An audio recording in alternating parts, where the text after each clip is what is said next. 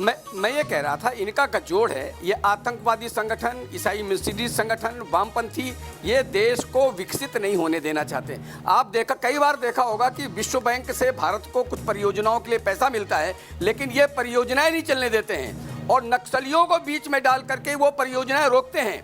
दिल्ली में जो दंगे हुए हैं, दिल्ली दंगों में भी वामपंथियों के कनेक्शन साथ में आए हैं।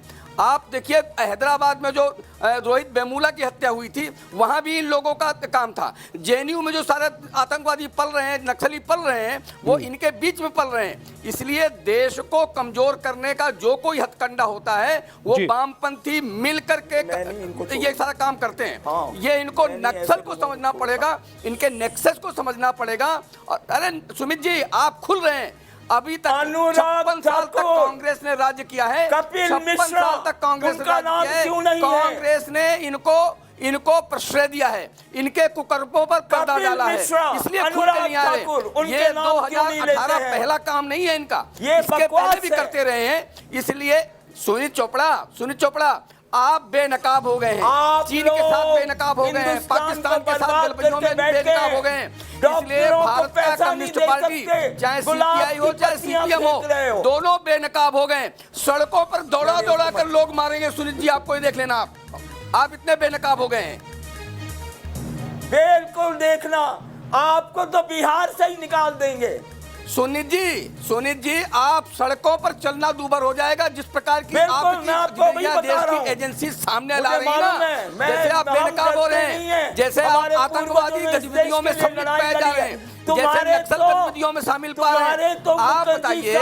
आप बताइए वो जो भीमा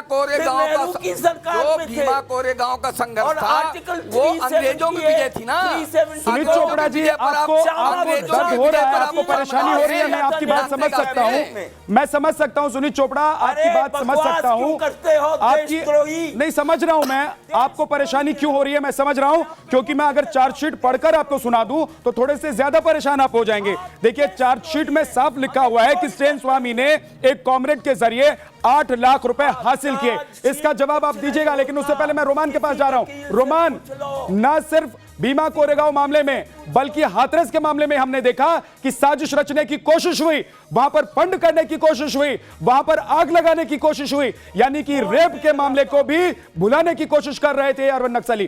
बिल्कुल नहीं, आग लगाई तुम्हारे। देखिए, बिल्कुल चार्जशीट की सप्लीमेंट्री चार्जशीट की जो डिटेल न्यूज नेशन दिखा रहा है, मैं आपको पहले ये बताना चाहता हूँ विद्या, कि ये आरोप नहीं है जो एनआईए ने लगाए हैं, ये वो चीजें हैं, वो चिट्ठियां जो सीपीआई माओइस्ट की जनरल सेक्रेटरी और दूसरे तमाम लोगों की लिखी हुई चिट्ठियां, या फिर हनी बाबू या फिर इन गौतम नवलखा की लिखी हुई चिट्ठियां हैं जो इनके घरों से बरामद हुई हैं, और उनके मजमून हम यहाँ पर दिखा रहे हैं जो एनआईए ने अपनी चार्जशीट में दाखिल किए हैं। ये कोई आरोप नहीं है, ये वो चिट्ठियां हैं जो इनके घरों में से बरामद हुए हैं, और सीधे तौर पर इसके अंदर दलित और मुस्लिम संगठनों को मिलाकर एक सशस्त्र मिलिशिया बनाने की बात की गई है। बिल्कुल रोमान, अब सुनीत चोपड़ा साहब को जवाब देना बहुत मुश्किल हो जाएगा, अब बहुत मुश्किल हो जाएगा, क्योंकि मेरे सहयोगी रोमान ने बता दिया है, ये राज खोल दिया है, और आपको अब सुनीत चोपड़ा ये सोचना पड़ेगा कि अब आप जवाब क्या दें।